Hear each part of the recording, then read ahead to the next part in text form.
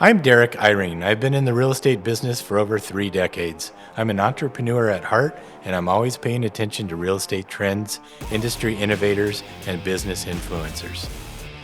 I'm Alan Smith. For over 25 years, I've helped buyers and sellers with their real estate needs. Join us on this podcast. Let's talk about strategies to help you play this real estate game to win. Join us as we search out the latest trends, hot topics, red flags, and deal breakers in every episode of Market Movers.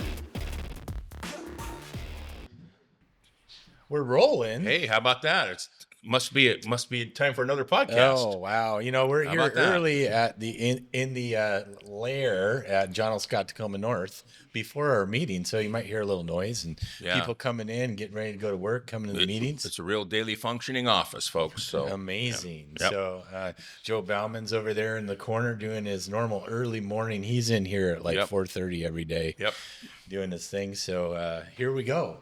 This week, I thought we would talk a little bit about things that you don't learn in real estate school. Al, do you remember back in the day when you went to real estate school? I do. We weren't allowed to use calculators. We had an abacus. Nice. And how'd that go?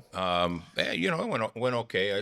I survived, but it's interesting because I've never had one client one time ask me how many square feet are in an acre. Right. And I studied that really hard. So I've been a little disappointed for the last 26 years. But the state is concerned about consumer protection, as they should be. They want to make sure that when people come out of the real estate licensing courses, that they're competent and that they're not out there causing harm to the public. And that's perfectly understandable. But not a lot of it is focused on, okay, now what do I do? Now that I have this piece of paper that says I can do this thing, what's going to determine if I can do this well?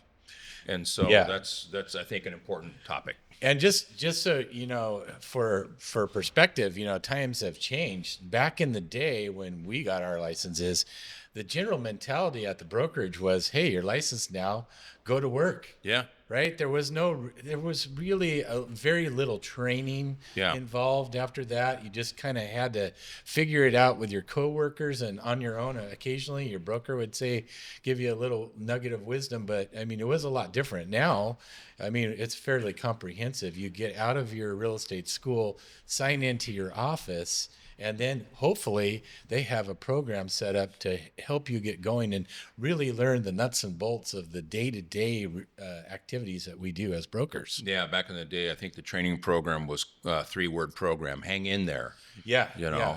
So one of the things, if you're new in the business and you do have your license and you're trying to pick a brokerage, one of the things to really focus on is how accessible are the office managers or the branch managers or the designated brokers. How approachable are they? How much are they willing to help? And what kind of training program do they have?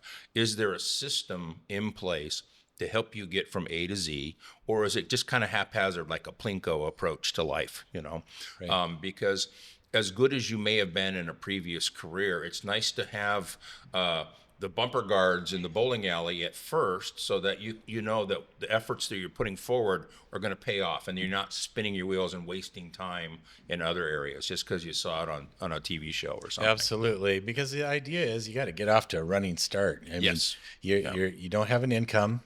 If anybody doesn't know, we don't all get a paycheck as soon as we sign in. Nope. So you don't have an income, and you really have to be ready to go. And I think that's one of the when I tried to make a list in my mind of things that don't really get talked about, having a financial foundation in the background, just the ability to, can you pay your bills for a month or two until things get up and rolling? Some people start off much faster than others because they're out there, they're working it. Other people are slower starters, but then they end up building tremendous businesses as well.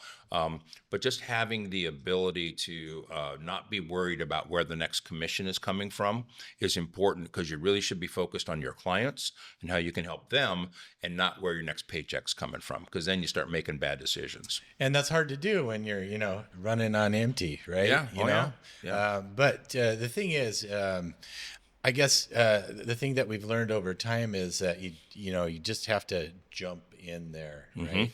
And so hopefully you pick the right place that you can jump in and kind of feel like you can get going. One of the common questions I always get is, how long is it going to take me before I do have some income? And I don't know what your answer is, but I never really have an answer. We have some people that have, gotten something under contract right away. Other folks takes a lot longer, 6 months. And we've even had somebody that's still in our office that did one deal their first year, but then they just kept going and building, and now they have a great business. Some of our best stories are about some of our brokers that we've known a while that started off very slow and in some cases really questioned whether they were in the business for the right reasons. One particular person I can think of got out of the business for a while, went and did something else, jumped back in, and now she's one of our most successful brokers, hitting it on all cylinders. And it was just, people learn at different rates. And one of the things I would tell people is the learning process really begins the day they hand you your interim license and you start looking for a brokerage. Don't think that now you've learned everything, you don't have to learn anything more. Become a student of this profession. Study what it takes to be good. Look at other people that are doing it well and try to model their behaviors or their patterns or their actions. And really be aware of what's going on and just kind of be a sponge for the first year or two. Right. Just, I'm willing to learn anything and just bring it, and that'll make you better. And the more, it's kind of like baseball, the more at bats you have, the more your averages are going to improve. Right. And so just always be a student. Yeah. And you've taken the first step, you've gotten up to the plate. So let's get going and get into it. So my first one is how to build a personal brand. And let me just say this, for brokers that are looking, that are new, the team concept is a kind of a big thing right now. Right. And there's nothing wrong with that. That's a model that works for especially the team leaders, right? Because there's an assembly line of people behind them doing work. They typically get only a small portion of the total compensation, but they do get chances at bat, right? They get opportunities to show buyers, opportunities to talk to sellers that maybe at first you wouldn't get. But the thing that I warn people about the team concept is that as a new broker, if you hook yourself into a team, you're building that brand. Right. You're not building your brand. Correct. And if something happens or something goes, sideways, and you're faced with having to go out on your own, you're going to rebuild your business all over again. Starting all over again. Yeah. So that's a big heads up. If you go to work for a team, then that's kind of what you're doing, right? And a lot of the team concepts really started with the mega brokerages that have hundreds and hundreds of brokers. There's no way that the designated broker can manage that many people and all the contractual obligations. So what do? We have certain key people in the office that can form teams, and it's a way of kind of herding cats. But one of the other disadvantages of joining a team right out of the bat is you usually have a specific role when you're a team member. You're going to be showing houses. So if you have an opportunity to list something, you might be denied that opportunity because you don't do that. You show houses on this team, and Bob over here is the one that lists the houses. So you have to be very open-eyed when you walk into those relationships and try to figure out, the speed of the leader determines the rate of the pack. You're only as good as that team leader. And why is that team leader a team leader? If they're really productive and really successful, would they really have time to lead a team? It's interesting. So, so ask a lot of questions. But yes, it's a common allure, if you will. Hey, you can be part of a team, and it does kind of keep you plugged in a little bit more. Well, we're going to feed you deals and all that stuff. But the dirty little secret that I sort of just alluded to is that even if you work with that buyer or seller, at the end of the deal, you get a small percentage of that. And the worse than that, is you cannot, if they are not your clients. Right.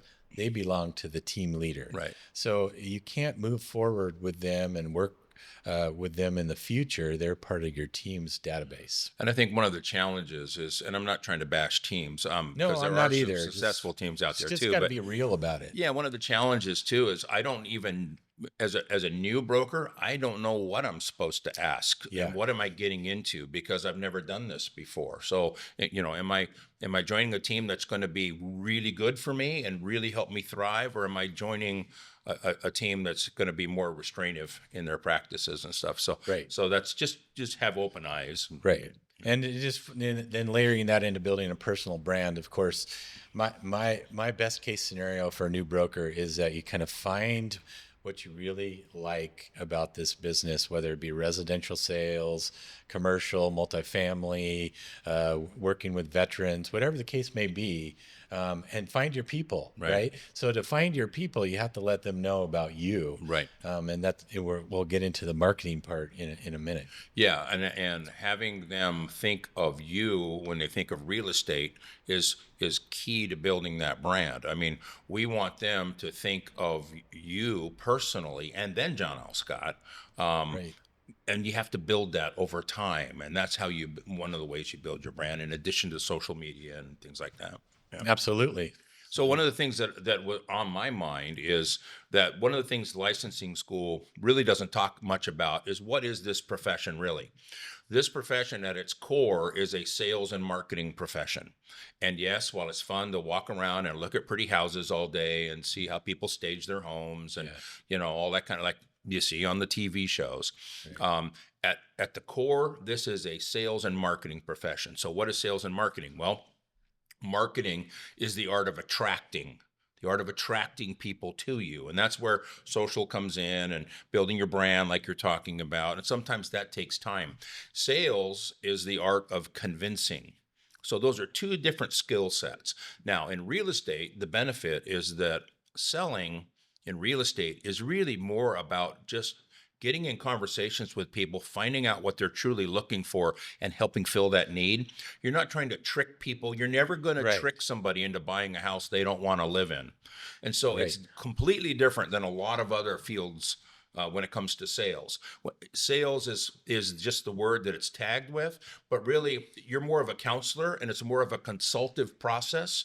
And you're not trying to just, it's not like selling a sweater at Nordstrom. You're trying to build a relationship and make sure that they're going to live in the property that they really are going to enjoy, and that's their decision to make. There's a saying in this business that the clients make the decisions, we control the process. And sometimes we just need to be able to ask questions to help them clarify their thoughts. So the licensing school, again, concerned with consumer protection, right? As it should be. Right. But really, this is a sales and marketing profession. So every day, spend a few minutes studying both of those fields and how you can get better at each one of those things. Yeah, and I think people get hung up on the word sales. And I don't see anybody closing a house like it's an impulse buy for a sweater. Exactly. Like here, press hard, third copy's yours. None of that happens. That's not the way it is. But I think there is an opportunity in the sales side that when we've educated our clients and we have the conversation about the house that they're looking at, where we can talk openly about, hey, is this something you want to make an offer on? Yeah. And that's as far as it goes, really. We've educated them, and you can't walk into a room and say, "Hey, look, folks, a kitchen." That's not going to work. So part of it in the sales aspect of it is just bringing positive energy to the situation and a positive outlook to help them through their anxiousness. Because buying a home or selling a home is an emotional roller coaster, and it's our job to just kind of keep the roller coaster at a nice, fun level rather than terrifying. Right. And so that's kind of what I mean when I say sales. Yeah. But it is a sales and marketing profession at its very core. I feel like I've talked more of my clients out of things than I've talked them. You might I want to never really consider talked this. them into things, but I've definitely raised the red flag a lot. Yeah. Not trying to be negative, Nelly, but hey, you might want to think about this with this house. It looks like you might have some maintenance here that might be above and beyond, or something like that. I don't think anybody has ever complained that we spend too much time paying attention to details or that we're a little too honest. Those are things we're looking for in our professionals in our lives. And so just taking that approach will always serve you well. Yeah. So my next one is kind of the first big one when we have a new broker that comes in the office and they're like, okay, what do I do now? Well, the first two things that we need to learn really quickly, not really quickly, but we need to learn them right away, is how to work with contracts, Yes. what they all mean. This is sort of your forte. And then on the listing side, we need to learn how to price properties, how to articulate our marketing and our value. Right. And those are two of the major components of our business. Yeah, I look at contract knowledge, and we're fortunate in our marketplace. We use standardized forms, and pretty much around the state, the forms are very consistent, with some exceptions. But there's a handful of forms that you use every single time. Right. And I look at those forms similar to as a carpenter would look at a hammer and a saw. You have these things in your toolkit. You need to use them in a way you can do them in your sleep. You know exactly what this paperwork says. So then you can sit back and say, okay, gosh, do I need a hammer here or do I need a saw?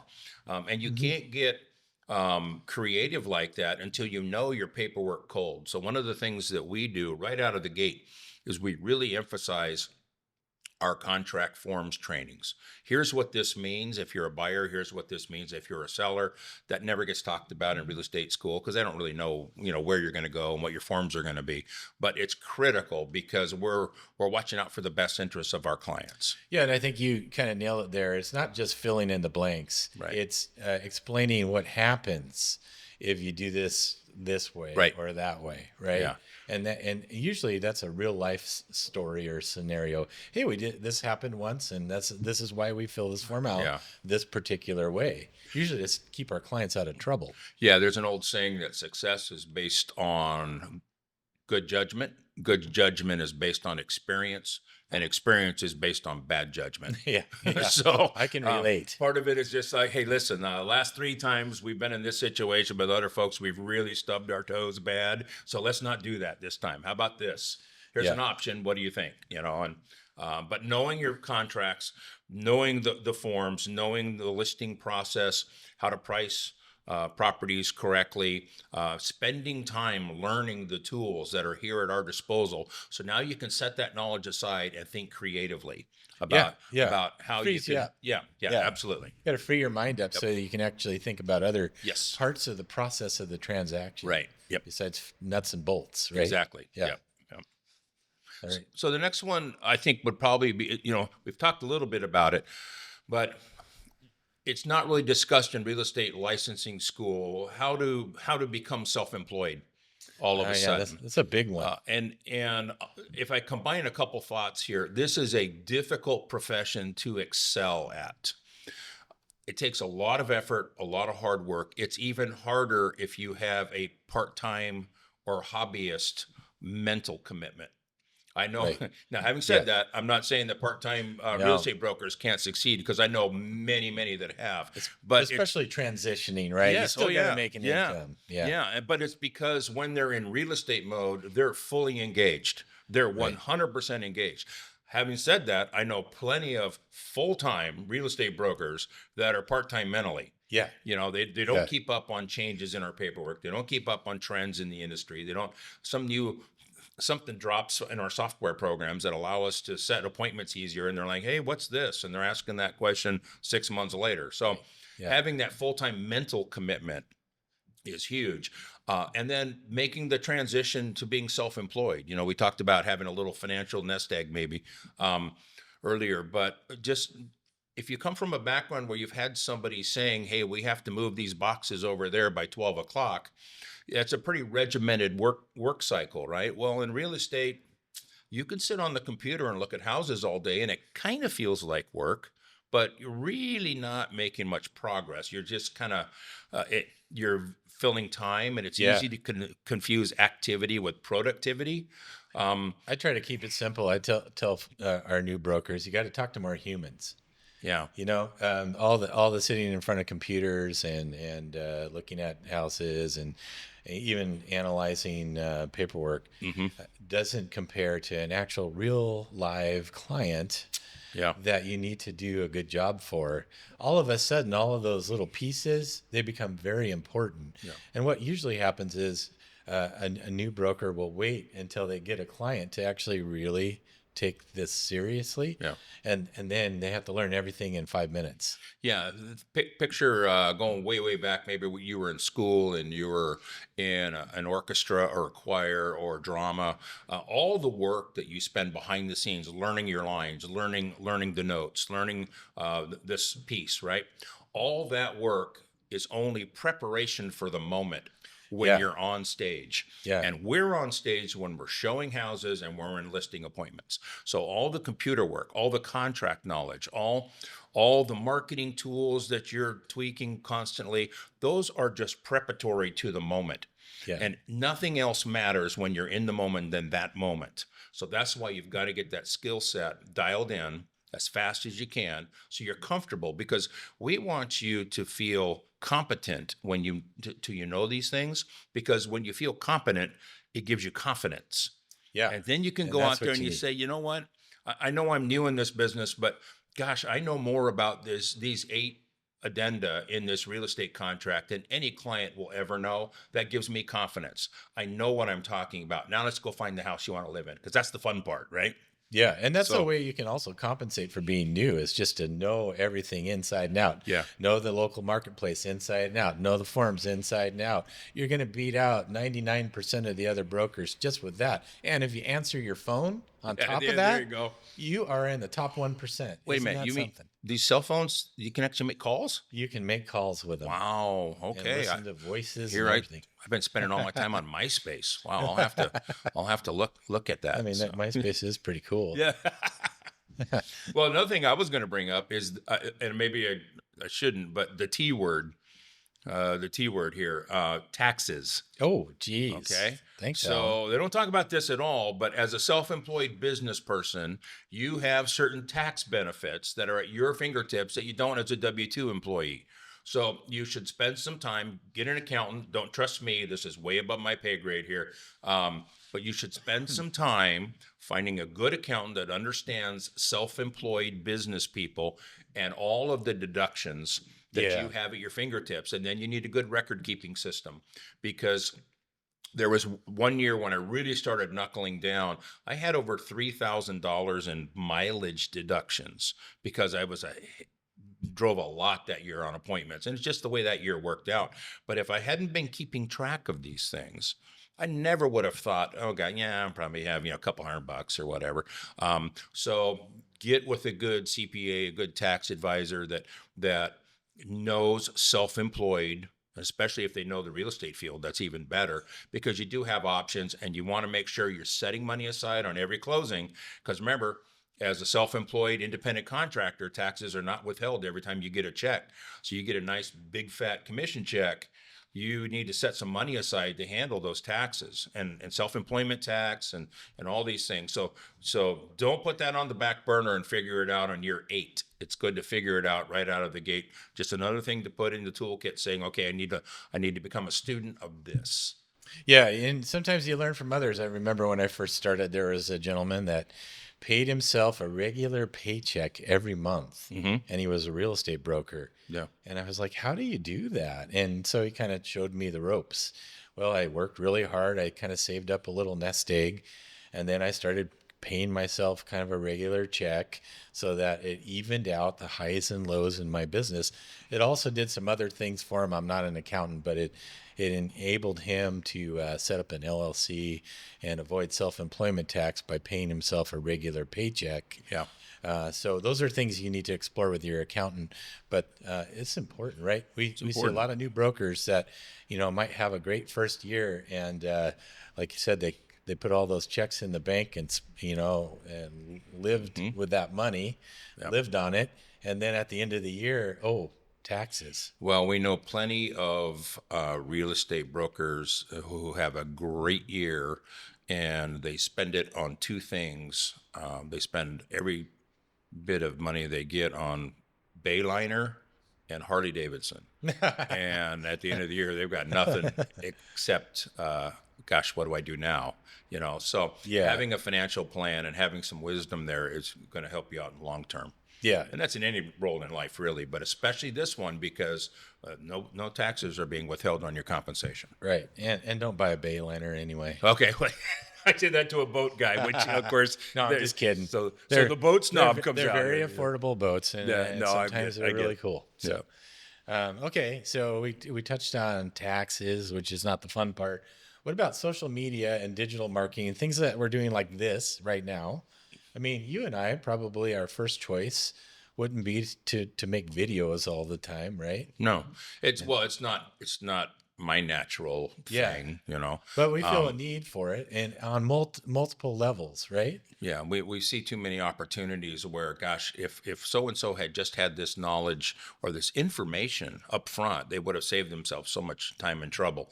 And we know that there's limited reach day in and day out that we have in our offices, and so this helps us augment that. And so here's the other thing it does, though. Really, it reminds people that you're still around. You know, Or if you're yes, new, it lets people yeah. know you are around. If you're new, right now, everybody knows you from your other circles of life. Maybe they know you from your church or your bowling league or this organization that you're a member of. What we want to do is slowly switch that mind shift over to thinking of you as the go-to real estate person. Right. So you do that through providing items and content of value in social media posts and things like that to start to show everyone that knows you from the bowling league, let's say, Yeah. gosh, you know, she's really up to speed on this real estate stuff. The person I know at my work doesn't know this stuff. And that's how you start to kind of slowly turn opinions. It's a process, but you can focus on that right out of the gate. And you know, I want to work with people who know more than I do. I Yeah. don't care how long they've seasoned, you know. Right. So Right. Yeah, absolutely. And I think that's the kind of the point of this is you need to find your people and your people need to find you. right. And so you need to just kind of get out there and let people know what you're all about because people choose their broker online first, Yeah, right? yeah. So you need a presence. And if you're not comfortable with it, you have to get comfortable with it. And if I can toot our own horn for just a second, when you're new in this business, choosing a real estate brokerage that has name brand recognition like John L. Scott is one of the most important things you can do because it provides you with a level of comfort. When you walk into an appointment, no one's ever going to say, gosh, I've never heard of John L. Scott. Tell me about your company. That's not going to Absolutely. happen. If you join XYZ company and you say, yeah, I'm in XYZ real estate company, they're going to say, I've never heard of your company. Why, you know, Yeah. So then why you end should up I work with you? Yeah, So, you end up selling your company first, right. and all the features and benefits that come along with that, and then it comes down to what it should be down to, which is what you can do. Right. Yeah. So So you can avoid a lot of those roadblocks just by choosing somebody that everybody's heard of. You know, yeah, they see our signs everywhere, and so that helps. It's kind of a foot in the door, and it just it just gives you that credibility, which is the other C that you need in addition to confidence and competence. Yeah. You need that credibility, and so that helps too. yeah. So another thing that doesn't get discussed a lot is emotional intelligence, Mm. and I know that's a big phrase, but what it really means is you have to be able to keep your cool. And there are a lot of times these real estate transactions can be very emotional, right? Mhm. And of course we're advocating for our clients, so we kind of get emotionally involved as well. And it's important that we keep an even keel, right? Right, and that's something I learned from you over the years. Is you do a very good job of that. I tend to, Every I once in a while, I still catch myself. Okay. You know what I mean, though? Well, I catch myself a Yeah, lot, not so much anymore, but it's certainly because I tend to kind of be a perfectionist. And when I see things that aren't perfect, it irritates me. yeah, And so that starts to flare the emotions, right? But what I've learned over the years is if you're just calm and cool, and you know in the back of your mind how you're going to handle this, and this goes back to having that knowledge of what you need, your nuts and bolts and right, hammers and saws. right. I use the analogy of a duck Yeah, a I love it. lot. Yeah, So picture you're on a vacation, you're up in a mountain lake, and you get up early in the morning, and the mist is coming off the lake, and you look out in the lake, and the lake's perfectly calm. You're sitting there with your morning cup of coffee, and you see this little duck just kind of floating across the water, right? You're looking, and it's just so peaceful and so tranquil, right? What you don't see is that underneath the surface of the water, those feet are moving a mile a minute Right. to get from one shore to the other. And the more choppy the water becomes, the faster those feet are moving, yet the duck just floats.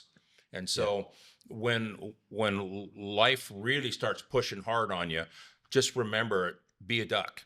Just on the surface, be calm and cool, because nobody wants more drama in their life. So if a client's looking at a broker and they're like, oh gosh, the market is this, or oh, the rates are this, or oh, they don't want more of that in their life. They want a calm presence that can help them through a process that they're uncomfortable with.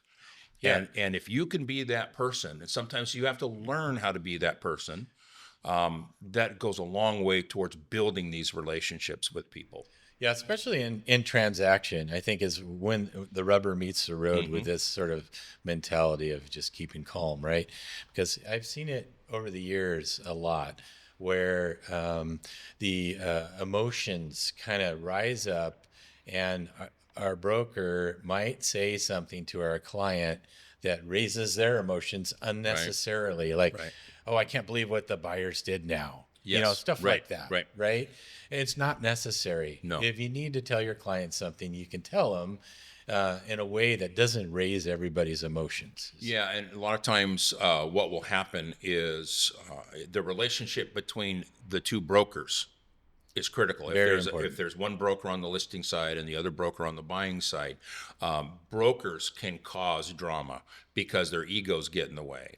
And then you have a broker that says something to their clients, exactly what you just said. Oh, I just can't believe they're asking for this. Well, they're perfectly in line for asking for this. You just don't like it. Now all of a sudden your client is all in a whirlwind about this. And anytime in real estate that you see buyers and sellers are at odds with each other, I'd be willing to bet that germ originated with brokers. Yep, That they absolutely. caused that friction because, quite frankly, most of the time the sellers never meet the buyers. So Yeah. why would there be friction between these people? They only know them based on the offer that they accepted 2 weeks ago. Yeah. So be very careful of that. The broker that you bark at today is the one you're going to need a favor from tomorrow, because your other client now wants to go see their brand new listing, and now you got to put your hat in your hand and say, oh gosh, Yeah. sorry I yelled at you yesterday, but would you please look at our offer here today? So that's a very important part of what we do in our business, is managing the other broker and managing your client's emotional roller coasters. Yeah, and I think some of that is just the old school mentality. Back when we started, every broker thought they were on an episode of Law and Order. Yes. And so you got in a transaction, and everybody thought they had to be a little Exactly. lawyer 101, right? Yeah. And that's just not the case. It doesn't need to be that way. No. And the better you get along with everybody else, the better the transaction goes. The longer you stay in this business, the more likely you are to do more business with another broker. And you do multiple transactions with a broker. Imagine if you started off on the wrong foot with that broker, you would never want to move forward. So,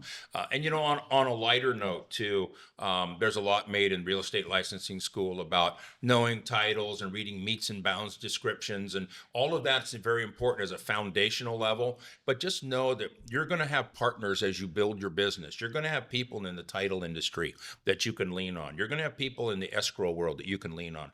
Your most important business relationship, other than the office you choose and the broker that you work with, the designated broker or the managing broker, the most important relationship you're going to have as a real estate broker is a lender. A lender that you can trust, a lender that you value their knowledge and their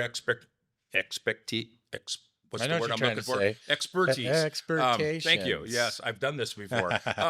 So just know that while licensing school talks about, okay, now you need to do their calculations for debt to income and all this kind of stuff, you're going to rely more on lenders for that, because you're not running their credit. You don't know what their credit score is and what their options are. So just know that you will have partners you can lean on. Focus on the things that you can control and let your partners do their job.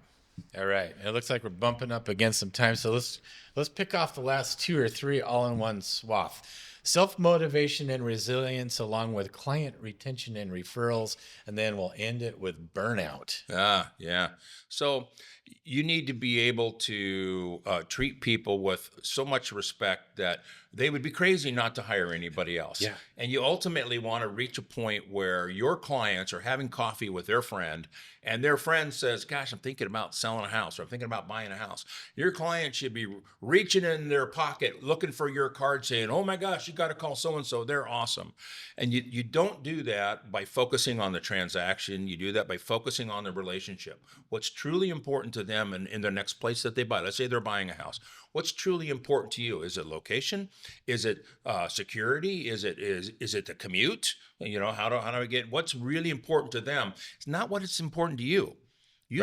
I can't tell you how many times I've walked into a home thinking, oh man, they're going to love this house. And they walk in and they go, Yeah. you know, it's not clicking the buttons, Right. Or vice versa. Or the opposite. Oh, geez, this is like a big litter box. They're not going to want this house. And they walk in and they say, oh, I love it. Yeah. So you can't prejudge for your clients. You're there to help them purchase and invest in the property that's going to make them the happiest. So remember that. Yeah, absolutely. And on the self-motivation resilience part, I say this to every new broker, like I talk to my sons. If you stick around long enough, something good will happen, but you have to stay in it long enough. I think that's the key to everything that's worth doing that is hard to get going in. I agree. In any career that is difficult to get going in, it's worth doing for a reason, but you have to stick around. So you have to put yourself in a position, both financially, emotionally, everything, to stick in there, right? Yes, and then when it comes to the burnout part of this puzzle, don't be the 24/7 real estate broker. You need time for yourself and your friends and your family. Take that time, and then look for ways of encouragement throughout the day and the week and the month. You have certain clients that you're working with that think the world of you. Call them up every now and then and just get that little recharge, Make it about them, but it will help you throughout the day. And then focus on your wins, not your misses. We tend to be our own worst boss. We're very critical about what we did wrong, when a lot of times we should be spending time recognizing we did something pretty good here. Look how happy these people are. And that keeps you recharged and helps with the burnout process. Yeah, and I do have to say that a great client that becomes a friend really helps with the burnout, right? Oh, yeah. Because it's like, oh, this is all worth it. We had a great transaction. We had great results for our client, and I picked up a friend. Yeah. I had somebody say to me one time, you know what we really liked about you? Because they've purchased real estate with me over the years. And what is that? And they told me some things that weren't even on my radar about how I am. And so oh, wow. Okay. Well, that's kind of cool. I didn't know that. So, so foster the great relationships in your life. And every now and then, you get something that just didn't work out right. Just move on, stay positive and stay focused on the outcomes. Yeah. And also the big takeaway, the thing we always talk about, keep in touch with your past clients. Yeah. There's a huge statistic out there. It's like 80% of sellers can't remember who their agent was. Yeah, they would do business with their broker all over again if they only remembered who they were. And that's our fault, because it's not their job to carry our business card around with them all day long. So absolutely, stay first in their mind, reach out every now and then, just say hi, how's it going, and be part of their life, and you'll reap the benefits. It's a great career, folks. If you're getting into this career, we talked about some downsides, some things to watch out for. That's just kind of as a roadmap to help you get to where you want to get to. But by the way, I can't think of a better career than real estate. Neither can I. It's the highest paid hard work, lowest paid easy work there is. So you can choose whichever path you want to be on, but we're here to help, obviously. All right. And with that, we're bumping into a meeting. Thank you for hanging out with me again, Al. It's always a pleasure. Happy to do it.